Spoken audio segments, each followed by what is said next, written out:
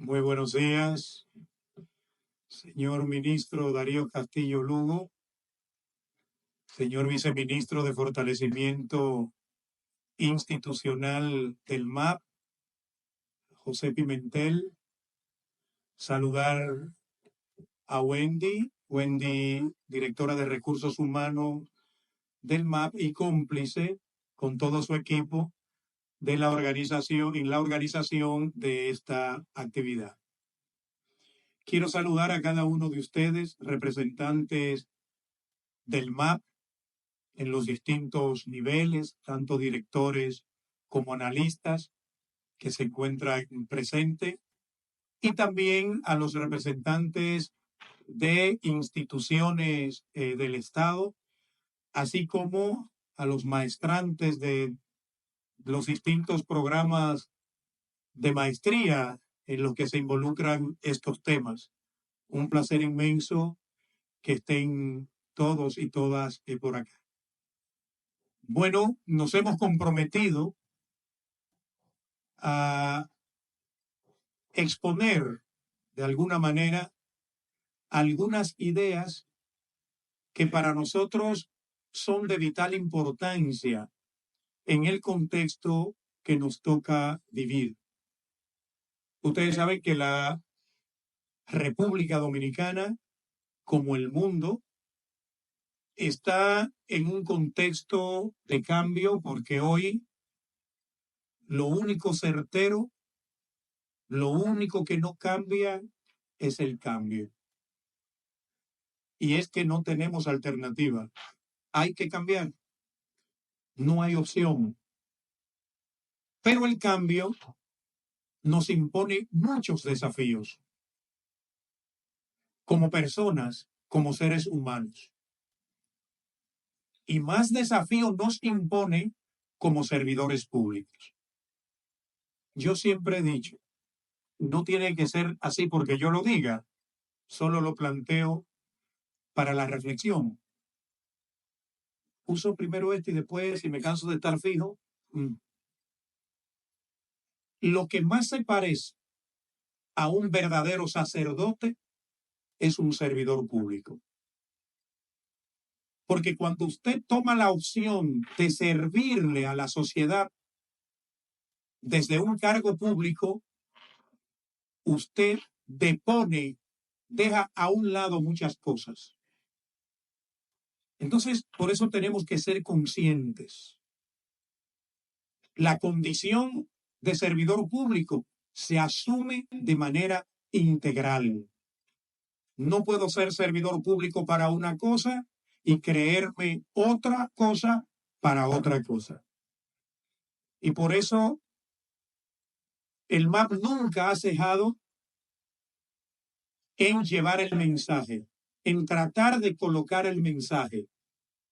Y por eso el Estado dominicano se ha preocupado en los últimos años de dotar a los servidores públicos de las herramientas jurídicas que les permitan actuar conforme al interés general. Porque ¿saben cuál es la situación? Que cuando usted asume una posición pública, no importa la posición, desde presidente o presidenta de la República hasta el conserje de cualquier institución del Estado, cuando usted asume esa posición, tiene la obligación de servir a los demás, porque se compromete con el interés general. Por eso, deberíamos pensarlo mejor cuando tomamos la decisión de ingresar a la administración pública, si no estamos en condiciones de asumir las consecuencias. Y por eso, a veces no nos sentimos cómodos, no nos sentimos bien. También hay veces que no nos tratan muy bien. Y eso es un error de cualquier autoridad pública, porque la base del desarrollo de cualquier país son las personas. La base del desarrollo de la administración pública son los servidores públicos. Y no solo puede plantearse como retórica, como discurso. Tenemos que reconocerlo así en la práctica. ¿Y qué significa reconocerlo en la práctica?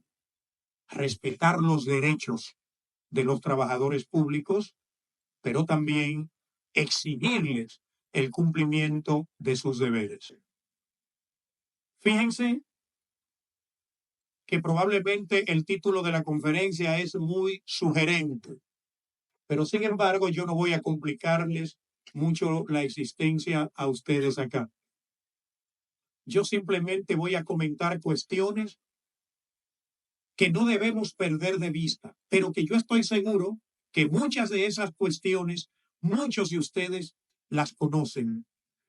Lo que pasa es que la vorágine de la actividad diaria en nuestras oficinas a veces nos impiden pensar detenidamente en ciertos temas que es necesario reflexionar para poder actuar en consecuencia. Entonces, probablemente cuando ustedes estudiaron, los que estudiaron en grado y hoy los que están en programa de posgrado, están todavía manejando algunos conceptos tradicionales sobre el Estado, algunas teorías. ¿Saben qué es lo que ocurre? Que el piso se nos removió. Todo eso que nosotros hemos visto nos sirve de referencia, eso sí, y qué bueno que lo hayamos visto y que lo hayamos hablado, pero ahora hay que repensar. El Estado hay que repensarlo. La administración pública hay que repensarla. El servidor público tiene que repensarse. Ese chip hay que sustituirlo. Ese que no nos permite a muchos avanzar. Esa programación que nos hace creer que nosotros somos la última Coca-Cola en el desierto. Nosotros lo que somos es un instrumento para servirle a la ciudadanía. Y reitero, no importa la posición que tengamos, la más encumbrada y la más ínfima en el marco de la jerarquía de las instituciones públicas. Y por eso es que nosotros tenemos que entender que esas nuevas teorías ya no deberían hablarnos de las cláusulas tradicionales del Estado, pero además estas cláusulas del Estado que siguen siendo, debemos repensarlas. Por ejemplo, la cláusula social del Estado no es tal cual la conocimos en el siglo XIX e incluso en el siglo XX. Esa cláusula social tiene que hacernos entender que la razón del Estado, por lo que el Estado existe, es para que la gente viva mejor, para que la gente viva bien, para que le garantice a las personas el desarrollo humano integral, el desarrollo sostenible. Ya no se trata simplemente de gestionar servicios públicos con calidad y oportunos. Además de eso, esos servicios tienen que ser para siempre y tienen que ir increciendo. La cláusula democrática nos desafía bastante. No es la democracia que nos legaron los franceses con su revolución en el año 1789. No, ya vamos muy lejos. No es esa democracia representativa, es la democracia participativa. La gente quiere que lo tomen en cuenta, no solo para ir a depositar un voto. La gente quiere que cada vez que se hace política pública, le consulten, le pregunten. No es fortuito que nuestra Constitución actual contiene como mecanismo de participación directa en la democracia la iniciativa legislativa popular, el referéndum aprobatorio, el plebiscito, el control social. Entonces, todo eso nos coloca serios desafíos. La democracia se construye en todos los rincones de la sociedad dominicana, incluida la administración pública. Por eso, ese jefe autoritario ya no tiene cabida, no conduce a nada. Ese que se cree que porque tiene el cargo, lo tiene todo, lo único que tiene es un grado de representación del interés general. Es lo único que tiene, no tiene más nada. Lo lamentable es que viene a darse cuenta cuando lo botan del cargo. Y votar de un cargo a cualquiera que no sea de carrera es como soplar y hacer botella cuando lo quiera el jefe. Entonces eso es importante no perderlo de vista un día como hoy. La única razón que nosotros tenemos para existir es construir una democracia fuerte en la República Dominicana. Y desde la administración pública tenemos un rol que jugar. Y tenemos un ordenamiento jurídico que nos obliga a ello. La cláusula de derecho, sí, la que legaron los franceses, el Estado de Derecho, pero hoy evolucionó. Hoy ya no se trata simplemente de los derechos de primera y segunda generación. Hoy vamos más allá con derecho de tercera, cuarta y quinta generación. Por ejemplo, vamos a seguir todavía negándole la información a la ciudadanía. Nosotros como funcionarios públicos vamos a seguir negándosela cuando está como un derecho fundamental el derecho de la buena administración y la entrega de la información a quien la necesita, solo con las limitaciones que plantea el propio ordenamiento jurídico, es parte de la concreción del derecho de la buena administración. Y recuerden que hoy está establecido en la Constitución de la República el principio, específicamente en el artículo 148, para que no se nos olvide, el principio de responsabilidad civil o patrimonial, no solo del Estado, no solo de las instituciones, de sus órganos y entes, sino también de los funcionarios públicos. Y cuando yo digo funcionario público me refiero a todos. La ley de función pública, la 41-08, no hace distinción. Es lo mismo servidor, agente, empleado, trabajador que funcionario público. Lo que pasa es que nos acostumbramos, ministro, viceministro, a decirle funcionario a los que ocupan los altos cargos. Yo siempre creí que eso fue un error. Es porque suena más bonito. Porque la palabra funcionario proviene del verbo funcionar. Y siempre yo he dicho, ¿dónde se funciona más? ¿Arriba o abajo? Pues entonces los funcionarios están abajo. El ministro puede faltar y la institución sigue funcionando. Los viceministros pueden faltar, la institución sigue funcionando. Si faltaron los empleados de los niveles básicos de la administración, se detuvieron entonces las instituciones. Eso es importante también tomarlo en cuenta porque nosotros también tenemos que repotenciar nuestro orgullo. Un orgullo sobre la base de la humildad, eso sí. No para enrostrarle a nadie lo que somos, pero para decirle a todo el mundo, yo como servidor del Estado tengo un valor y sobre la base de ese valor hay que respetarme. Pero yo tengo que ganarme eso respetando al ciudadano y respetando a mis compañeros de trabajo. Construir democracia hoy no es solo del nivel político, es también del nivel administrativo.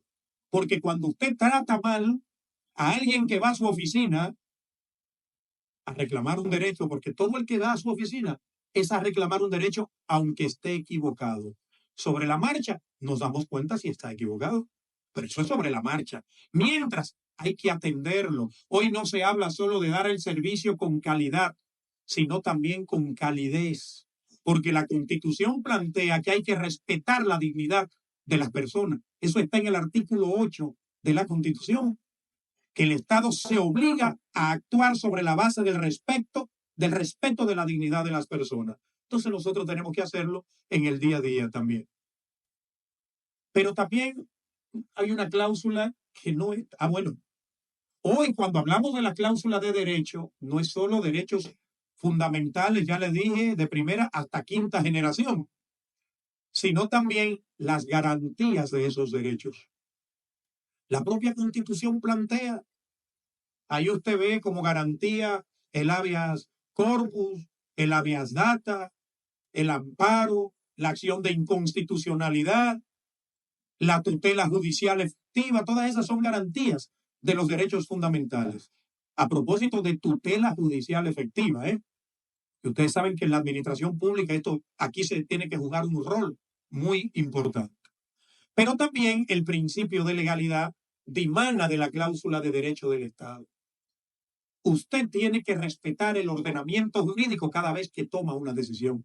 Lo primero que usted debe ver es qué dice la norma y después actúa, no al revés. Primero toma la decisión y después que se da cuenta que violó las normas. Eso contradice el Estado de Derecho, contradice la Constitución. Y hay otra cláusula que es la cláusula de justicia. Esa cláusula es fundamental.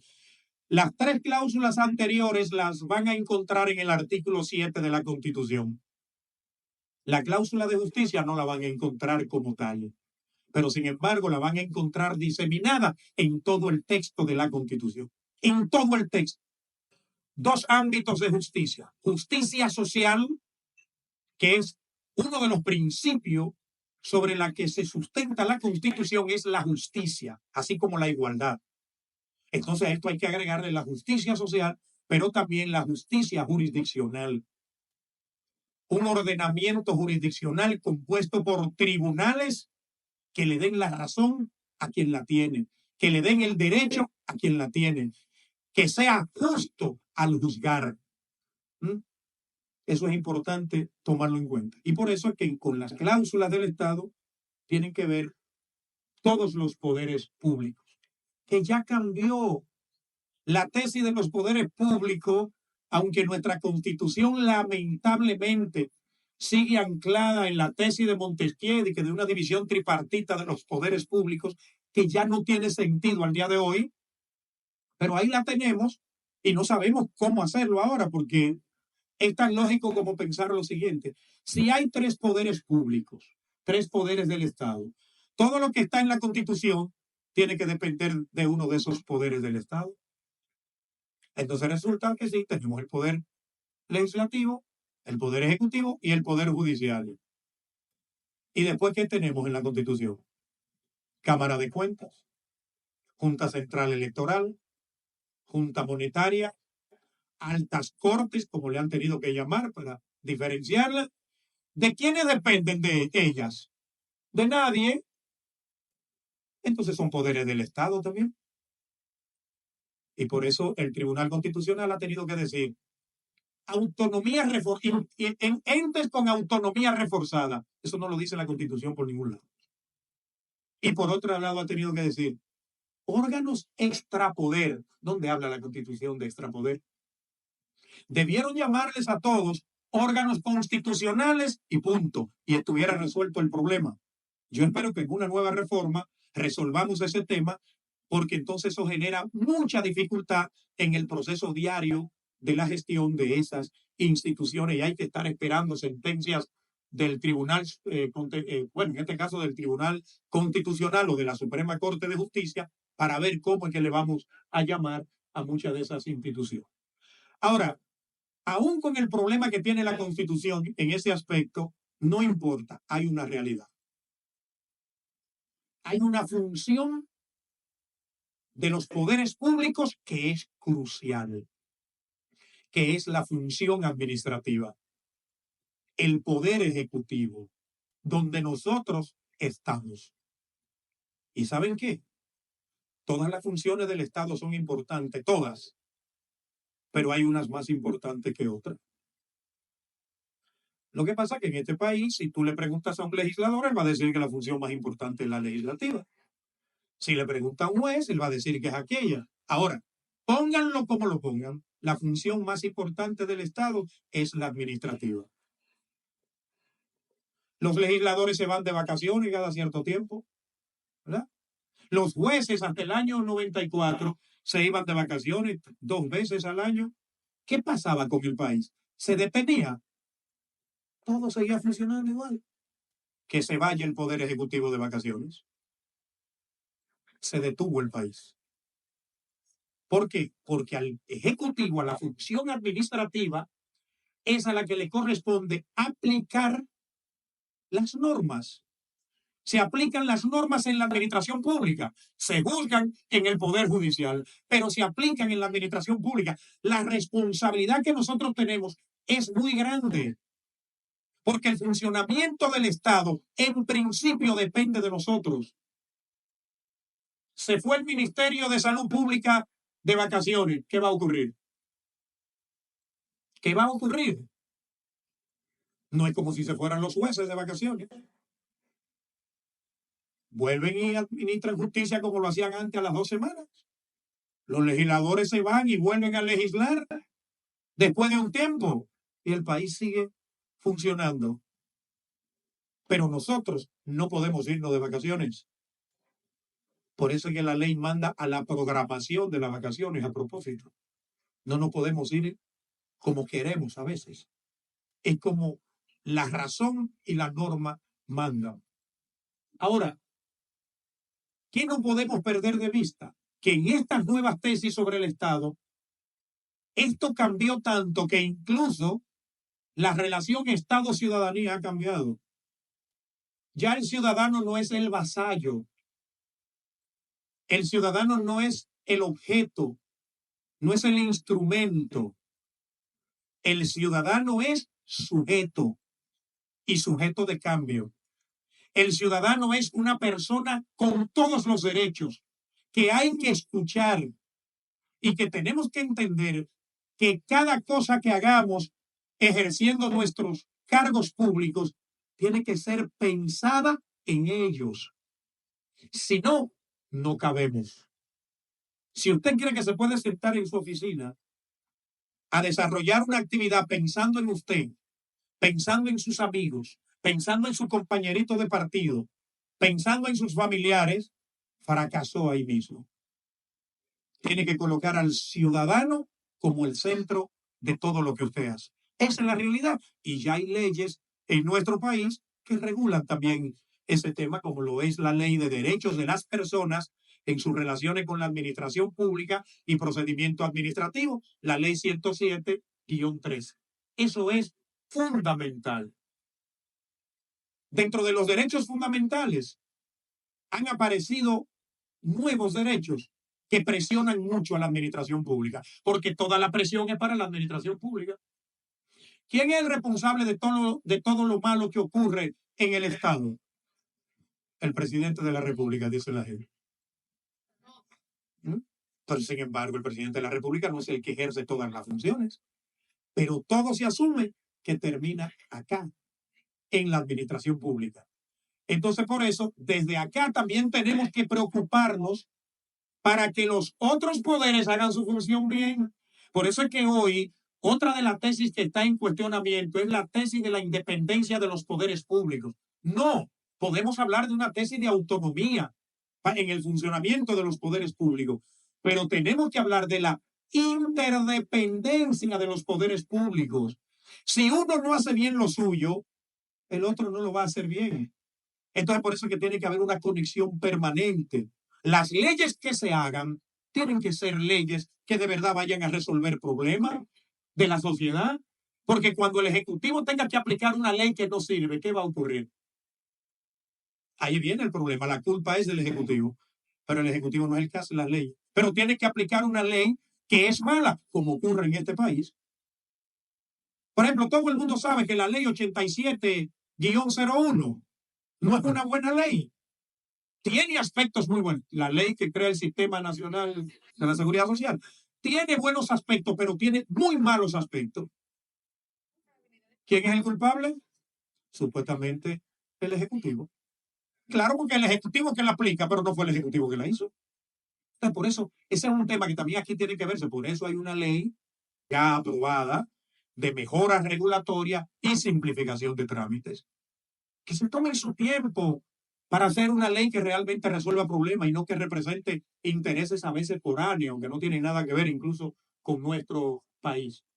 Por otro lado, si esto no es suficiente, vinieron los ODS, los Objetivos de Desarrollo Sostenible y la Agenda 2030, firmado por los 193 países que hacen parte del sistema de las Naciones Unidas en el año 2015, con una agenda al 2030 que nos dice que debemos eliminar la pobreza, debemos reducir la desigualdad, debemos, se lo puse esto a propósito, debemos garantizar la seguridad ciudadana y debemos luchar contra los efectos del cambio climático. ¿A quién le corresponde eso? A la función administrativa.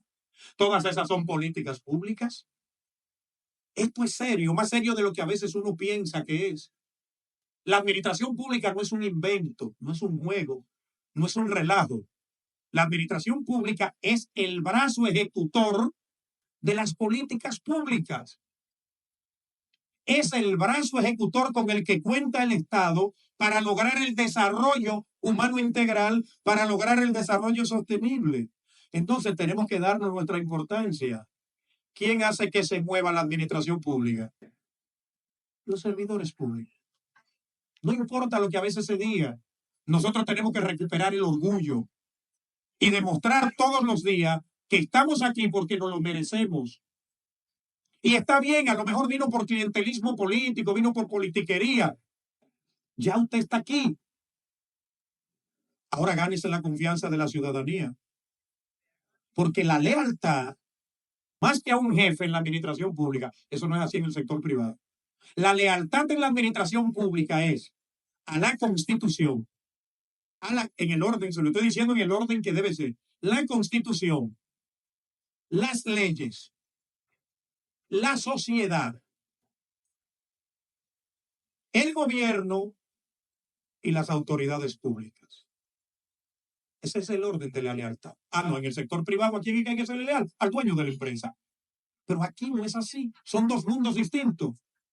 De lo que usted tiene que asegurarse aquí siempre de que está haciendo la cosa correctamente. Esa es la lealtad esencial con la que se debe realmente actuar.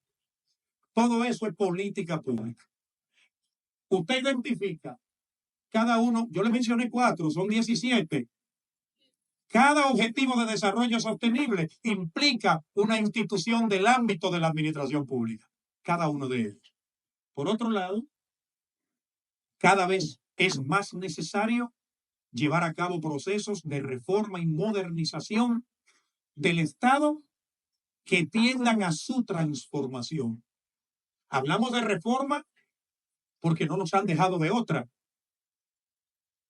Pero en ese proceso hay que transformar, porque ustedes saben que la transformación de la sociedad solo es posible si podemos transformar las instituciones y que haya una nueva forma de relacionarse. Entonces a veces nosotros queremos que la sociedad sea distinta a lo que nosotros desde la administración pública somos, ¿no?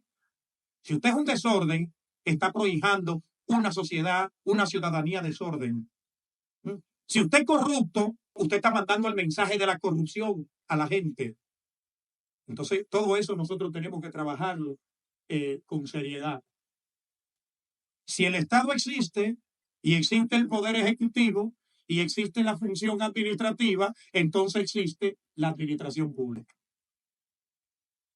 Que usted la puede conceptualizar de muchas maneras, pero hay una que es la que más yo comparo.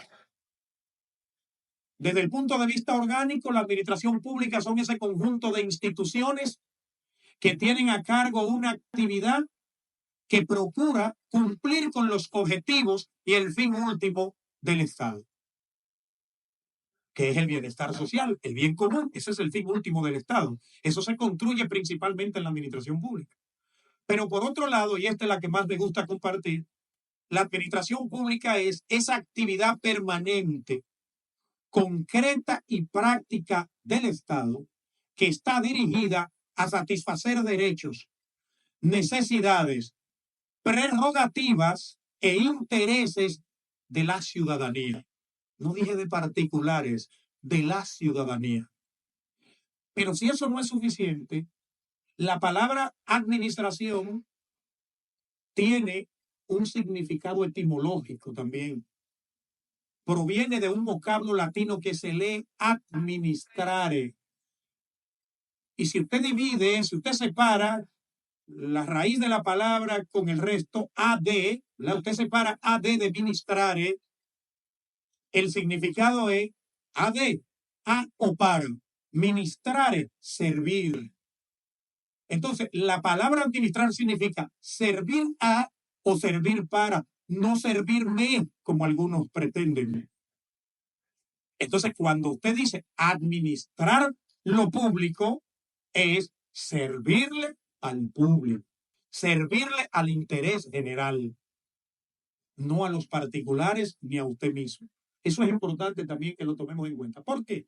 Porque luego vienen unos principios que son esenciales para que la administración pública pueda funcionar conforme a la razón, conforme a su naturaleza vicarial.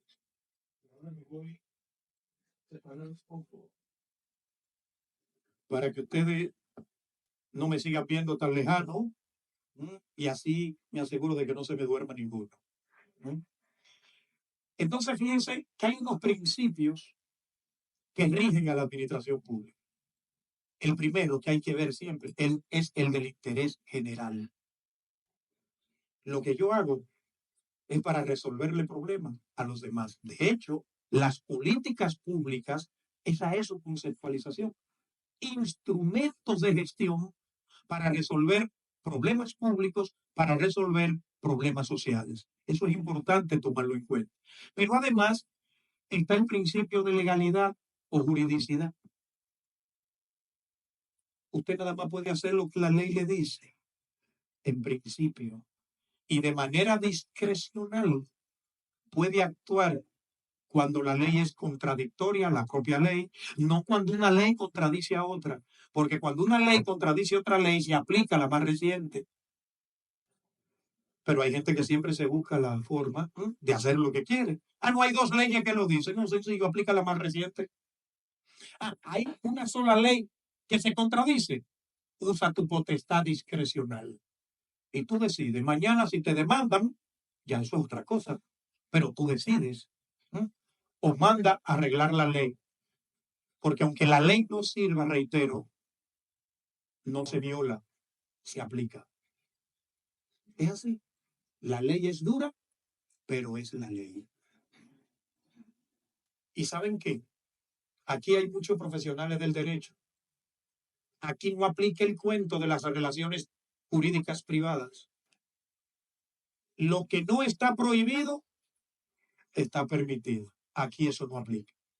Aquí al revés. Lo que no está permitido, está prohibido. Y usted no lo puede hacer. Así de simple, salvo que haga uso de una potestad discrecional, reitero, cuando la ley es muda. Bueno, le dije primero cuando la ley se contradice, luego cuando la ley es muda o cuando no hay ninguna ley.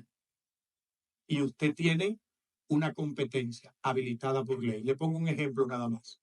El Ministerio de Administración Pública es el órgano rector de la función pública. La ley le dice que tiene que velar por el desarrollo de la carrera administrativa en todas las instituciones donde ella se aplica, pero no le dice cómo hacerlo, ni tiene por qué decirlo la ley. Luego hay un reglamento que dice cómo hacerlo, pero no es suficiente. Entonces ahí entra la potestad del ministro de Administración Pública, una potestad discrecional para emitir instructivos que no pueden entrar en contradicción ni con lo que dice el reglamento ni con lo que dice la ley, pero puede disponer cosas adicionales para que la actividad se pueda desarrollar. Usted no le puede decir al ministro de Educación que él no puede emitir una resolución para garantizar que el servicio educativo se lleve a cabo en todo el territorio nacional, aunque la ley no le diga que él tiene esa potestad, porque ya la ley le dijo al Ministerio de Educación que es el responsable de que el servicio educativo llegue a todo el territorio nacional. Entonces, eso es importante también tomarlo en cuenta, pero no todo es potestad discrecional. Otro principio es el de eficiencia, de ese no hay que hablar. Otro es el de transparencia, otro es el de coordinación y otro es el de ética, y de ese sí que hay que seguir hablando mucho. La ética es la parte de la filosofía que trata de la moral y de las obligaciones y responsabilidades de los hombres y las mujeres en sociedad. Y en todo grupo de humanos hay que aplicar los cánones de la ética. Pero si en algún grupo de humanos hay que aplicar los cánones de la ética, es en la administración pública. Nada de lo que hay aquí es suyo, ni siquiera el cargo. Ojo con eso. Y aunque usted sea de carrera, el cargo no es suyo. El cargo es del Estado Dominicano, de la sociedad dominicana. Y usted tiene derecho a desempeñar ese cargo mientras lo haga bien, aún sea de carrera administrativa. La carrera administrativa no es una patente de curso. La carrera administrativa es un instrumento de gestión que garantiza mérito, estabilidad y continuidad de políticas públicas y progresión. Entonces, porque hay algunos también que se agarran de que son de carrera y creen que pueden hacer lo que les venga en gana. No es que la propia ley le dice que no. No es alguien que le va a decir que no, es la ley que ya le dijo que no. Ahora, la Constitución es categórica. Usted solo puede cancelar a un empleado de carrera si comete falta de tercer grado, como manda la ley de función pública, o si da resultados ineficientes en el desempeño de sus funciones. Dijo un autor francés, Léon Duby, en todo grupo de humanos están los que mandan y los mandados, los que gobiernan y los gobernados. Yo a eso lo único que le agrego es, pero todos tienen que cumplir con sus responsabilidades. Porque el hecho de que usted mande no significa que usted va a violar los derechos de los demás. Y el hecho de que usted tenga derechos no significa que usted vaya a irse por encima de los derechos de los demás. Recuerden a Benito Juárez. El respeto al derecho ajeno es la paz. ¿Qué es lo que ocurre? Que mis derechos terminan donde empiezan los derechos de los demás. Entonces a veces uno quiere hacer lo que le parece y llevándose a todo el mundo por delante. Eso no es administración pública. Recuerden, lo que más se parece a un verdadero sacerdote es un servidor público. La ética, entonces, ¿a qué nos lleva? Necesariamente a ser transparente también, a cumplir con las normas, a respetar a las autoridades públicas, a ser disciplinados, pero también nos lleva a qué? A ser humildes, a ser humildes.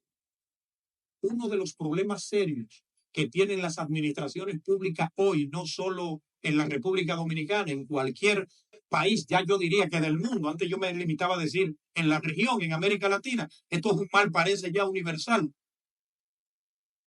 es los antivalores.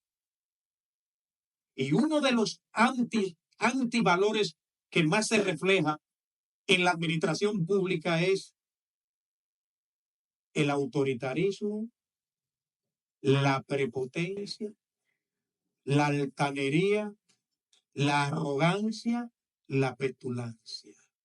Porque mucha gente cree que cuando les piden el nombramiento, viene aparejado ese nombramiento de la posibilidad de usted ser un troglodita.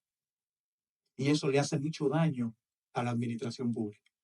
Y eso le hace mucho daño al desarrollo de los proyectos. Y eso tiene mucho que ver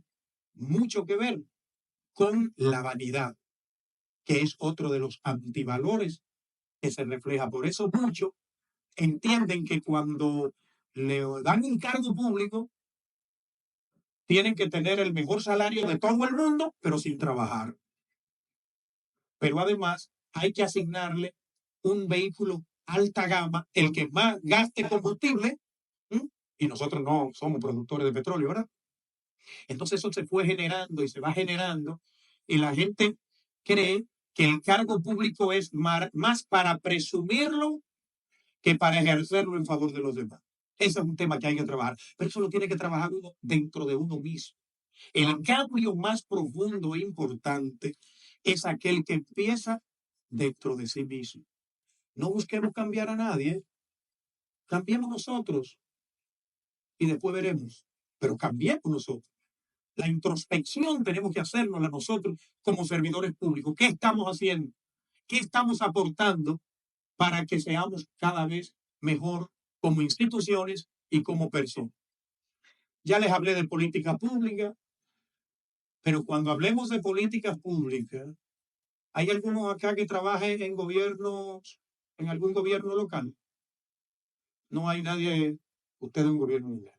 Cuando nosotros hablamos de política pública, no estamos hablando nada más del gobierno central, porque las normas obligan a la territorialización de las políticas públicas. Nosotros a veces estamos actuando y pensamos como que el desarrollo se impone de arriba hacia abajo. El desarrollo es de abajo hacia arriba. Y si nosotros no impactamos en la gestión local, y eso hoy es una cuestión de ética también, que no pensemos nada más en el gobierno central, eso es importantísimo tenerlo en cuenta para lograr el desarrollo. Servicios públicos, esa es la razón de nosotros acá. Nosotros estamos acá porque el Estado tiene, a través de la administración pública, que prestar servicios públicos. Si no, no nos necesitaran a nosotros. Pero ¿qué resulta? Que hoy la Constitución, en su artículo 147, habla claramente, no, en el 146, habla claramente de las características de los servicios públicos. Los servicios públicos son las unidades de medida de la eficiencia de la administración pública. Los servicios públicos son esa dación, esa prestación a la que se obliga el Estado frente a la ciudadanía. Y nosotros estamos acá, primero porque existen los derechos fundamentales y segundo porque existen los servicios públicos. Si no, no nos necesitaran acá. Entonces tenemos que hacer que los servicios públicos sean eficientes. Tenemos que hacer que la gente se sienta complacida con los servicios que nosotros damos. Por eso para todo esto se plantea el uso de la tecnología de la información. Se plantea el fortalecimiento de las instituciones públicas. Se plantea, ya les hablé, del buen gobierno y la buena administración, que es un derecho fundamental ya, pero también se plantea todo lo relativo al rol del servidor público. ¿Cuál es mi humilde opinión? Y no por eso tiene que ser aceptada. Tenemos que construir un nuevo perfil para los servidores públicos. Esa mentalidad del siglo XX que tienen todavía una buena parte de los servidores públicos no nos ayuda en nada. Eso es como usted querer hacer andar un Mercedes-Benz alta gama con el motor de un carrito aquel cepillo Volkswagen escarabajo, no va a andar nunca. Tenemos dificultad para hacer. Esa mentalidad hay que cambiarla. El servidor público de hoy tiene que ser, sí, lo suficientemente capaz, eso es verdad, lo suficientemente ético, eso es verdad, lo suficientemente honesto, pero tiene que tener sensibilidad social. Si a usted no le duele lo que le duele a la gente, usted no va a hacer lo suyo bien. Si usted no sabe para qué está acá, que es para servirle a los demás y que usted tiene que ver en cada ciudadano o ciudadana que llega a buscar el servicio, tiene que ver el sufrimiento que hay detrás. Porque esa persona llega porque va a reclamar un derecho, sea que se lo hayan conculcado o violado, o sea porque vino a reclamarlo. Entonces, eso es lo que hay detrás. Pero esa persona tuvo que pagar transporte. Esa persona probablemente viene del interior del país. Esa persona dejó un hijo solo. Esa persona no ha desayunado. No es lo que está ahí, es lo que hay detrás. Y a nosotros, por esa mentalidad a veces tecnocrática, nos hicieron olvidar que detrás de todo esto hay un drama humano. Por ejemplo, no hay una cosa que a mí me moleste más cuando yo veo en los medios de comunicación las estadísticas. Tanto feminicidio. ¿Y detrás de eso qué hay? ¿Detrás de eso qué hay? Detrás de eso hay una madre que sufre, hay un padre que sufre, hay unos hijos huérfanos, hay una vida truncada y tú nada más lo ves como un dato y una sociedad en decadencia. Entonces, ese dato para lo único que sirve es para usted evitar que eso ocurra nueva vez. No lo veamos así simplemente como el dato, porque y ahí es donde tiene que haber una nueva mentalidad. Entonces, ese servidor público tiene que dolerle lo que le duele a la gente, pero ese servidor público, además, tiene que ser profundamente innovador. Saber que con las herramientas que hemos trabajado no ha sido suficiente. Pero para que tengamos servidores públicos innovadores, tenemos que tener autoridades públicas democráticas, porque la innovación se hace en libertad. Es decir, que ahí tenemos que tomar en cuenta ambos aspectos. Pero usted tiene que asumir la responsabilidad de buscar nuevas formas de hacer las cosas, aportar nuevas ideas, construir nuevas herramientas. Eso es fundamental hoy, porque ustedes saben qué es lo que ocurre hoy. Que esto es así ahora mismo, en el momento en que yo le estoy hablando, y mañana, a la misma hora, ya no será igual. Todo cambia. Nada más que en esta fecha, ninguna otra fecha, para que el filósofo Heráclito tuviera la razón. Cuando él dijo, todo cambia, todo es y no es a la vez. Así estamos hoy. Lo que hoy es válido, mañana no lo es. Entonces hay que estar permanentemente detrás de la razón, detrás de la verdad. ¿Cuál es entonces la única gobernabilidad posible hoy? La democrática. A pesar de que todos todavía tenemos un Trujillito por dentro, parecería, porque somos democráticos hasta que nos dan el cargo. Desde que nos dan el cargo se nos olvida lo que aprendimos en la universidad. Se nos olvida que éramos humildes o nos comportábamos con humildad. Se nos olvidan para quién trabajamos y entonces empezamos a actuar de manera autoritaria. Ya hoy no es posible. Eso no es posible. Usted lo puede intentar, pero no va a lograr nada. En el mundo de hoy solo se gobierna democráticamente. La dictadura quedó atrás, literalmente quedó atrás. Y bueno, y ya quiero irle concluyendo. ¿Qué ocurrió? Que para muchos de estos temas, o para lograr muchas de esas cosas, hace falta hacen falta muchas instituciones. Por eso existen los ministerios, por eso existen entes, por eso existen comisiones, por eso existen los empleados, por eso existen los consultores, por eso existen los asesores, porque el Estado, para poder cumplir con su fin, necesita de una estructura sólida. Una estructura sólida, dije, no dije una estructura grande. Porque también esas corrientes neoliberales nos engañaron totalmente. Nos dijeron que los estados en América Latina tenían que ser chicos. ¿Para qué? Porque un estado, nadie define su tamaño. No es en los centros de poder que se define el tamaño de un estado. El tamaño de un estado se define en su constitución, en sus leyes y en su estrategia de desarrollo. Y nosotros tenemos todo eso. Una constitución buena, buenas leyes, otras muy malas, pero las tenemos. Y tenemos una estrategia nacional de desarrollo dada por una ley. Porque miren si privamos, el único país de América Latina que tiene su estrategia nacional de desarrollo dada por una ley es este. Porque parece que a veces nos gusta hacer la ley para violarla, de maldad. pero la tenemos. Eso tiene un valor porque tenemos con qué reclamar.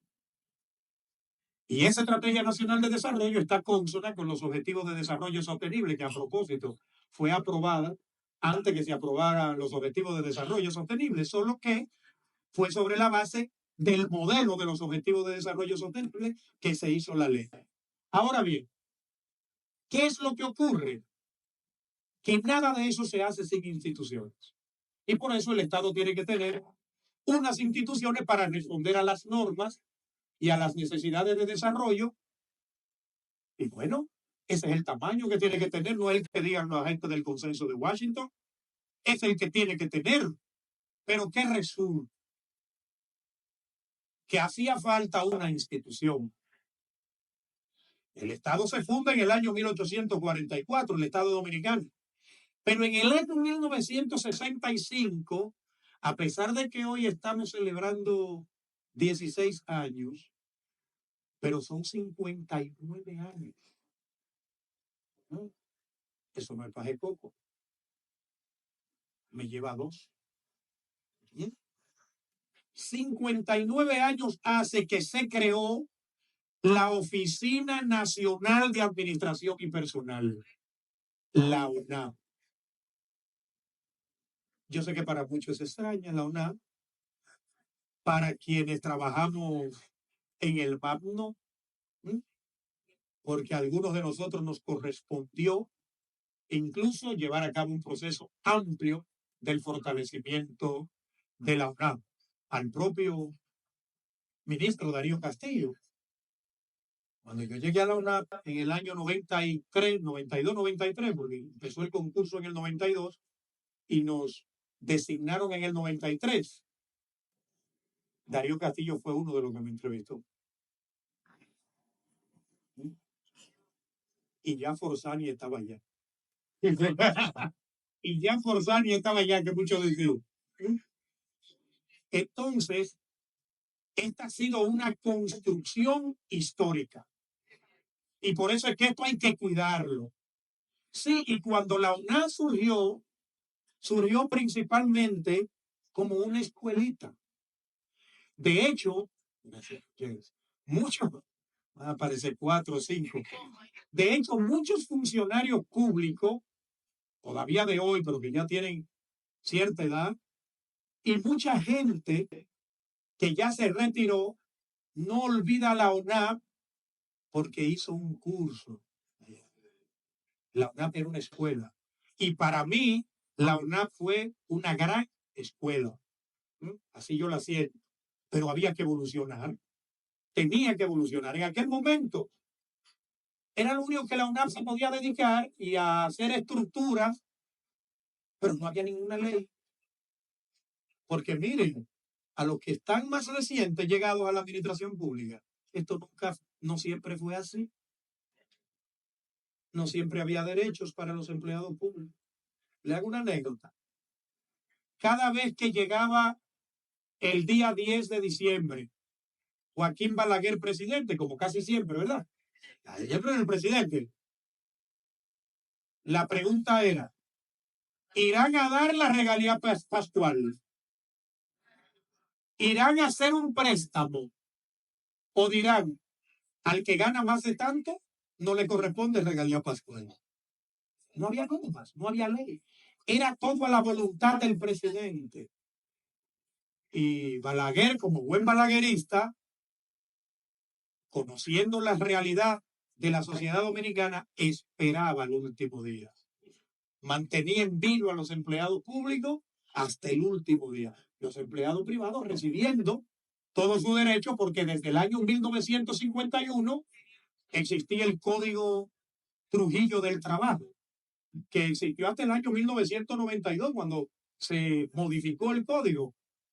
Entonces, ¿qué resulta?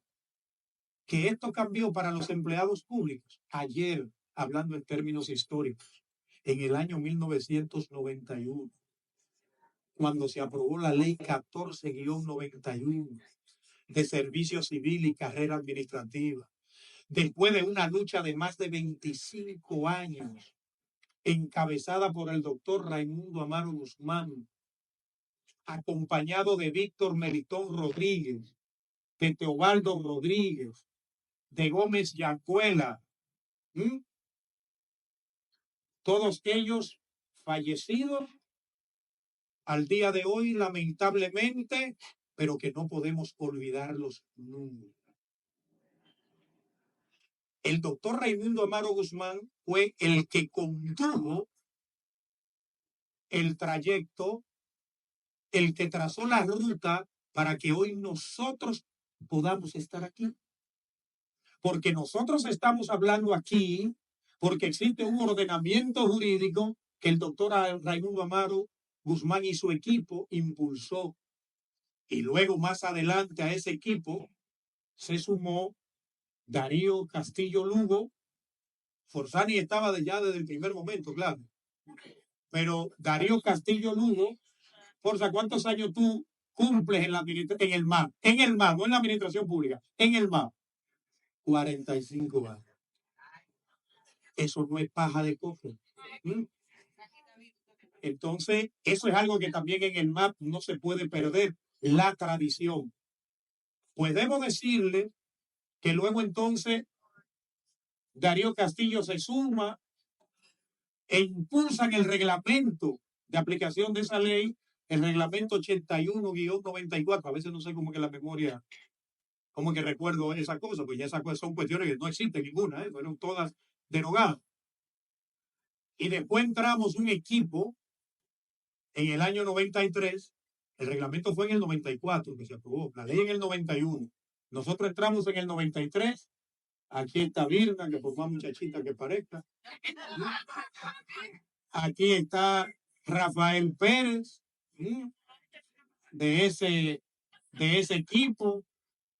Sigo mirando, Nidia, Nidia en el centro de documentación, pero yo creo que ha pasado por todas le ha dado orientación a todas las áreas del MAP.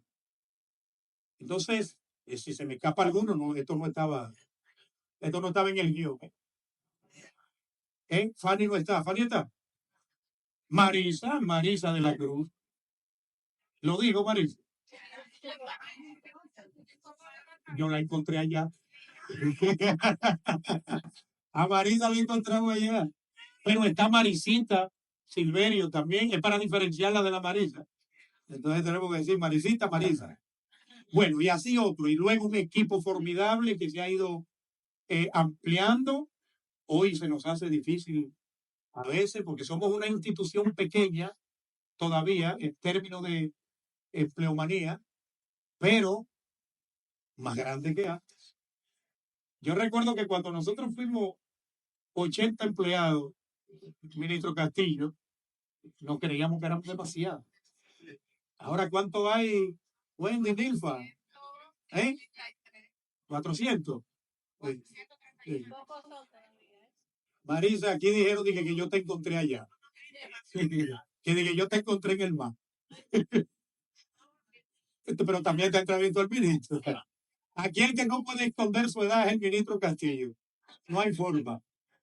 Miren, entonces, por otro lado, aparecen nuevos temas, y vaya que nuevos temas en ese proceso de evolución, porque en el año 2008 se hace una nueva ley.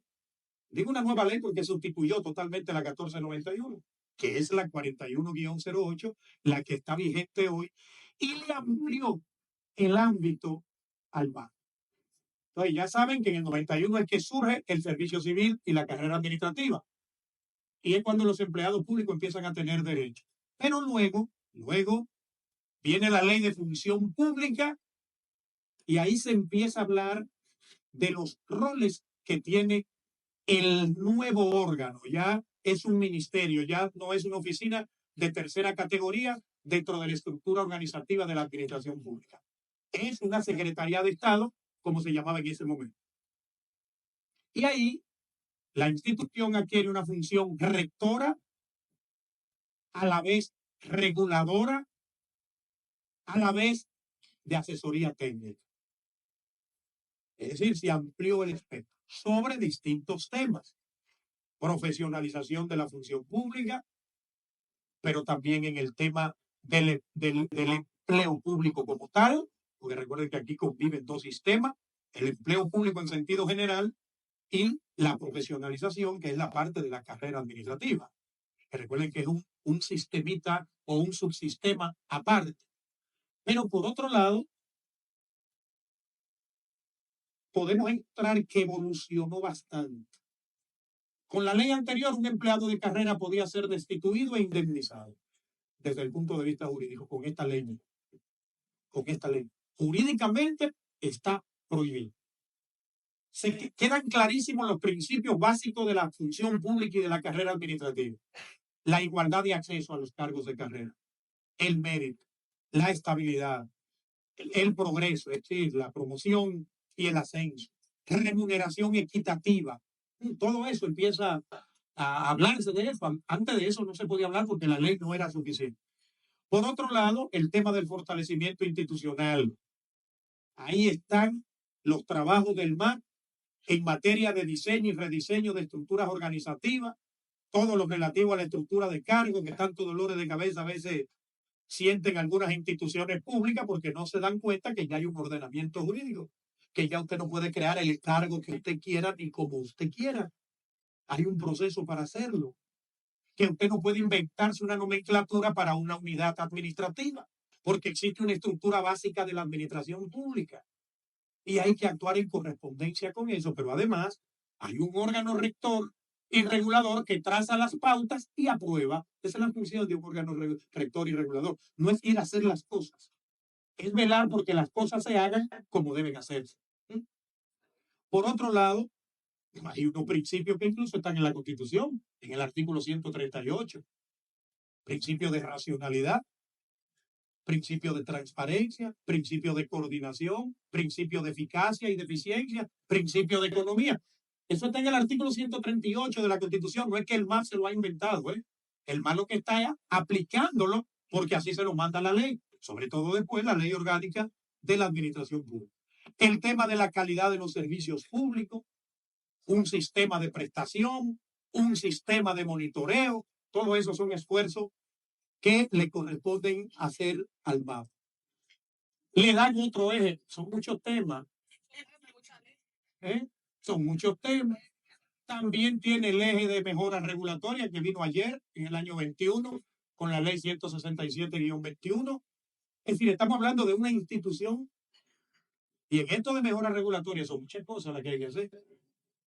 Muchas cosas, sobre todo aplicar unas herramientas que respete a la ciudadanía, que reconozca a la ciudadanía, pero que logremos normas efectivas, normas de calidad, normas que no creen más problemas, normas que impidan que a un ciudadano, para ir a sacar su licencia de conducir, le pidan un acta de nacimiento.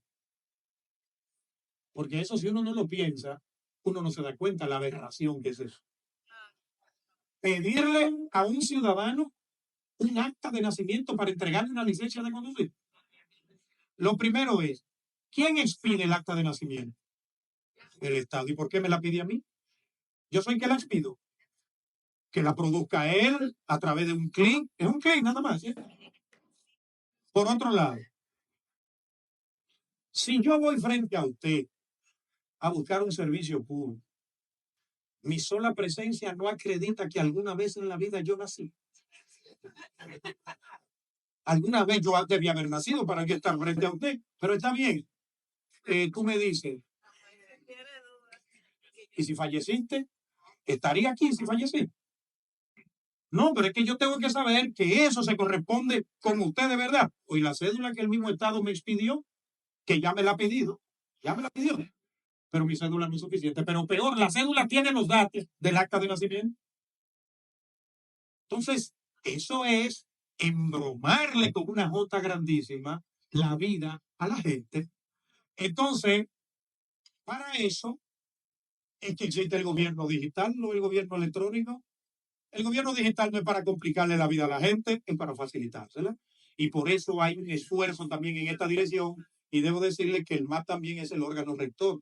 Aunque muchos no lo entienden, el MAP es el órgano rector del gobierno digital. De hecho, La OTIN, la Oficina Gubernamental de Tecnología de la Información, que es la responsable de hacer todos los desarrollos y las implementaciones, es una dependencia orgánica del Ministerio de Administración Pública. Pero también tenemos la evaluación de la gestión institucional, desde donde se trabajan los modelos de excelencia y calidad en la gestión pública y de donde se está desarrollando el modelo CAF, el marco común de evaluación, que fue el que asumió la República Dominicana, la Administración Pública Dominicana, como modelo de calidad. Pero también tenemos reforma y modernización de la administración pública. Ese es otro eje. No lo era antes. Recuerden que antes existía el Consejo Nacional de Reforma del Estado hasta el 2012. A partir de la Ley Orgánica de la Administración Pública, eso es una función del MAP. De hecho, el CONARE ya no existe, fue suprimido. Y jóvenes, aquí concluyo. ¿Se ha inventado el MAP todo esto? No. No. Ahí está el ordenamiento jurídico. No se la voy a leer. No se la voy a leer porque ustedes le escuchan por ahí, pero sí, son todas estas leyes, son las que, bueno, las principales, que le dan atribuciones al MAP. Y en función de eso, el MAP tiene un plan general de reforma y modernización de la administración pública. En función de todo eso. Ese plan general fue aprobado por el señor presidente de la República mediante el decreto 149-21. Ese plan tiene estos ejes, que no se los voy a detallar, para la reforma integral de la administración pública. Tiene ejes sustantivos y tiene ejes transversales. Con los ejes sustantivos hay que correlacionarse con todas las áreas del Ministerio de Administración Pública para que esto pueda aplicarse de manera efectiva. Ahora bien, ¿esto es fácil? No. Si fuera fácil, no tendría gusto. Lo bueno es que no es fácil, porque lo fácil llega a un momento en que a usted ya ni le gusta. Ahora, eso sí, a veces uno quiere devolverse. Lo que pasa es que el reformador de estos tiempos tiene que estar acompañado de las 3 P. Pasión, paciencia, perseverancia. Porque si no, cualquiera se devuelve.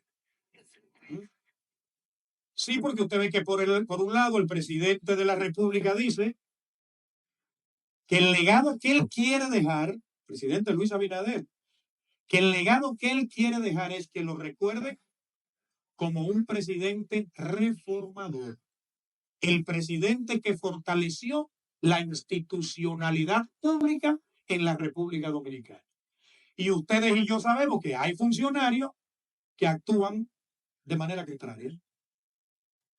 Pero esto no ha sido fácil ni aquí ni en ninguna parte del mundo. ¿Sabían ustedes? Bueno, yo sé que algunos lo saben, pero lo voy a contar de nuevo. Para que los Estados Unidos de Norteamérica tuviese la administración pública que tiene hoy, tuvo que producirse una desgracia, el asesinato de un presidente. En 1881 fue asesinado el presidente James Garfield. 1861. Nosotros apenas empezábamos a hacer república. ¿Por qué murió ese presidente? ¿Por qué fue asesinado ese presidente? Porque un buscador de empleo, así le llama la historia, que era un ciudadano formado, preparado, licenciado en Derecho, luego con una especialidad en diplomacia, quiso una oportunidad de servir desde el Estado y nunca pudo. Entonces él se preguntaba, ¿y para qué fue que estudié? Se obnubiló, se decepcionó, se desesperó. Tengo que hacerle ahora la historia completa, porque cómo muere un presidente tan fácil, ¿verdad? Bueno, recuerden, en 1881, el presidente Garfield está pidiendo para la reelección, montándose a un tren, apareció el ciudadano, le dio un par de disparos en el vientre. La tecnología médica no estaba para nada avanzada. el desarrollador del teléfono, Graham Bell, había inventado un aparato para detectar metales en el organismo de las personas. Lo probaron con Garfield, pero no pudieron detectar el plomo. Engangrenó, a los 3 meses falleció. Corrió como pólvora en lo que era la prensa del momento, ya ustedes pueden imaginar, ¿verdad? Pero fue un titular hasta medio poético, pero lapidario. Presidente norteamericano muere asesinado por un buscador de empleo desesperado.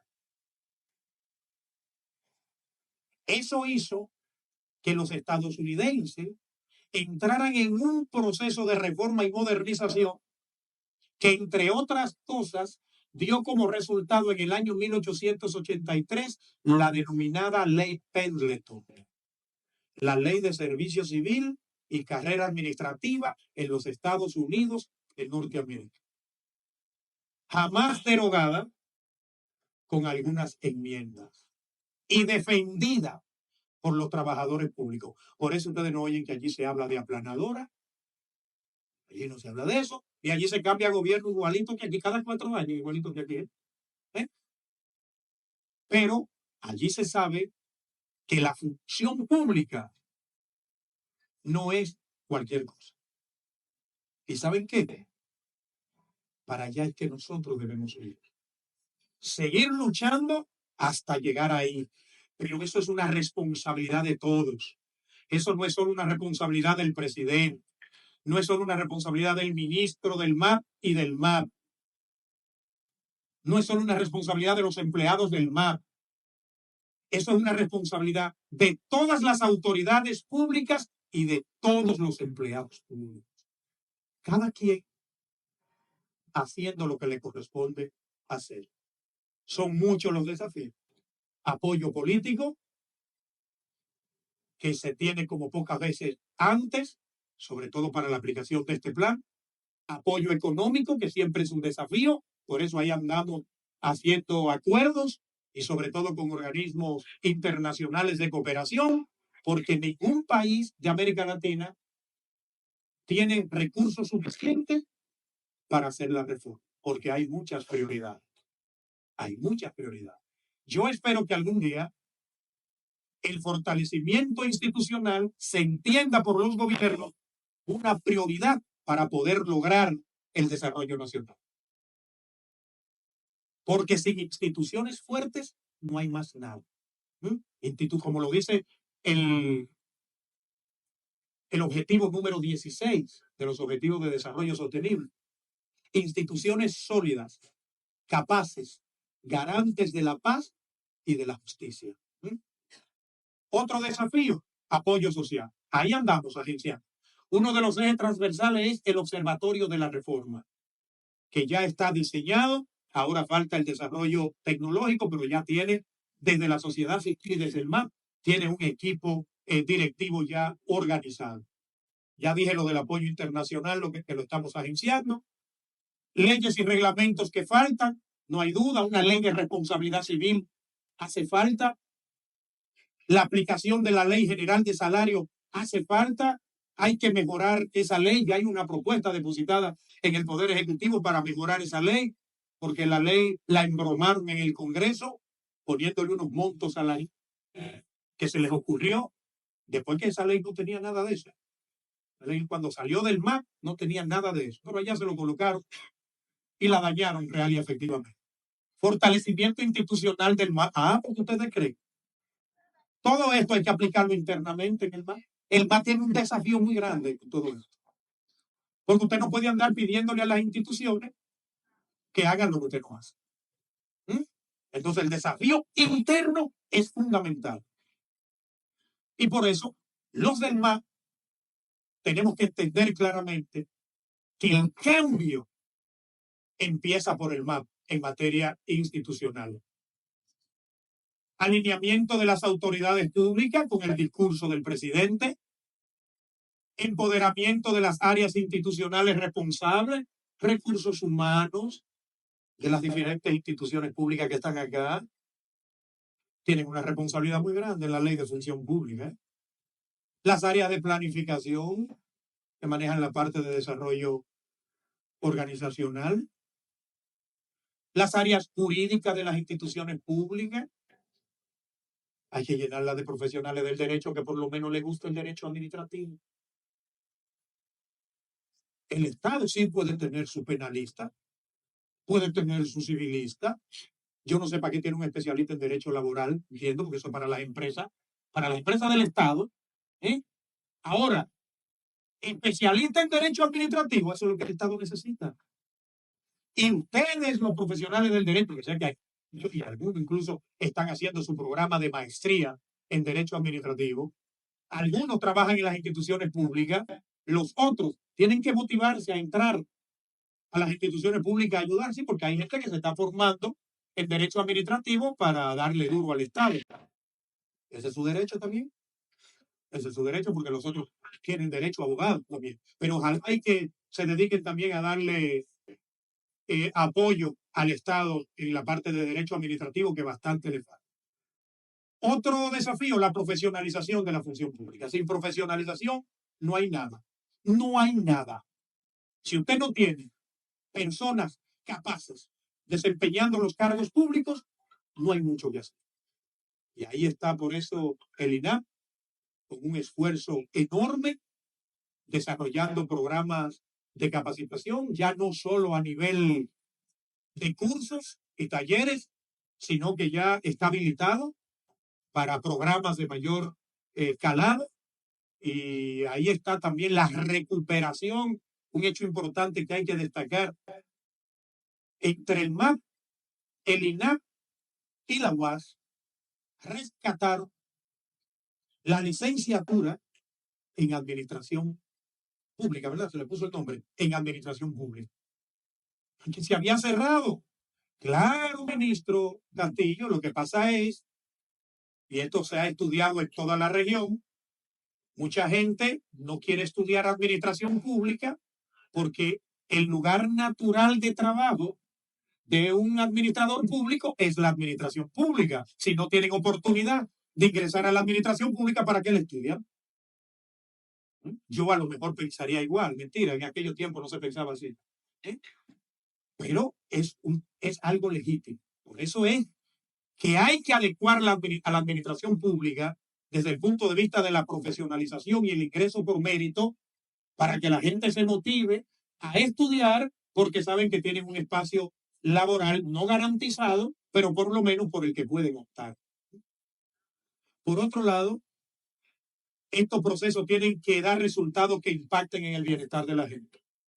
A la gente ya no le gusta eso de discurso, no, demuéstramelo. ¿Cómo me lo demuestra? Si yo vivo mejor.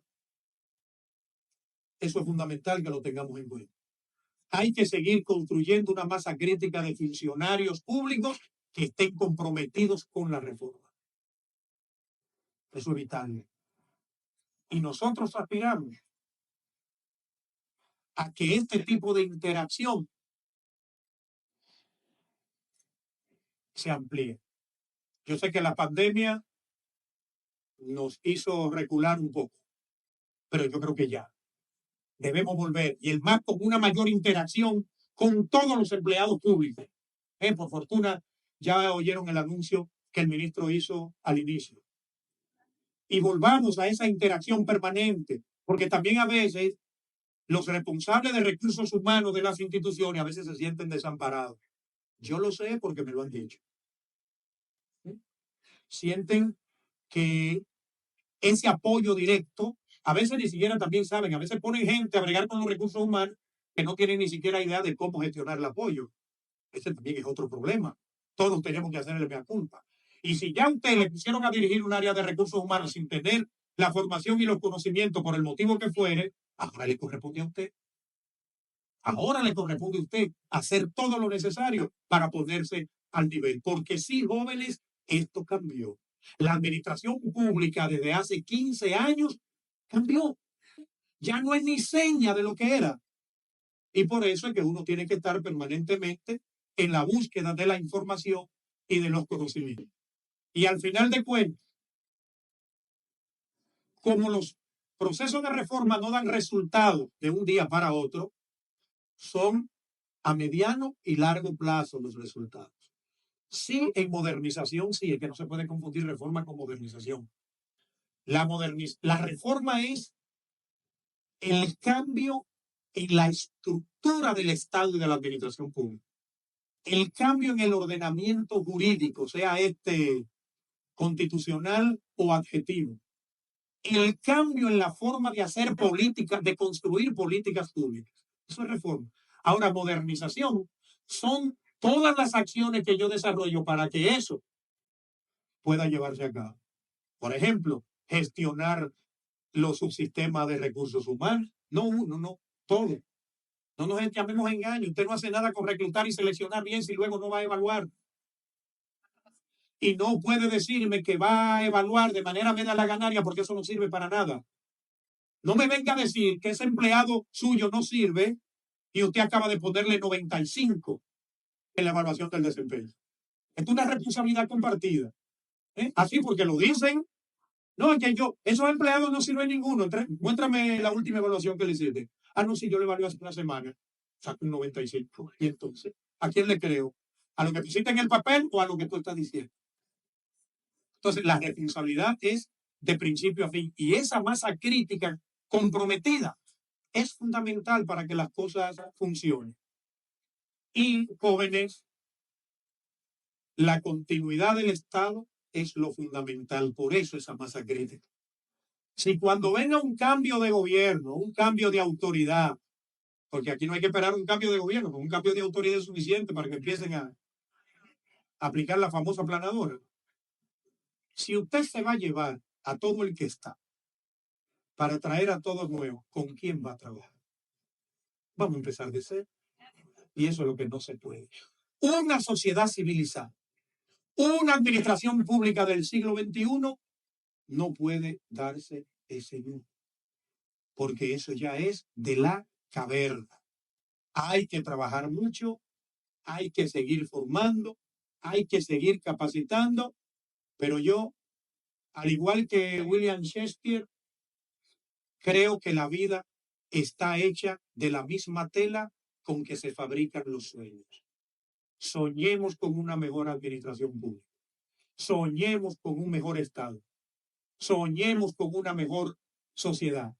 Soñemos con mejores seres humanos y caigámosles detrás hasta lograrlo. Muchísimas gracias por aguantarme la palabra.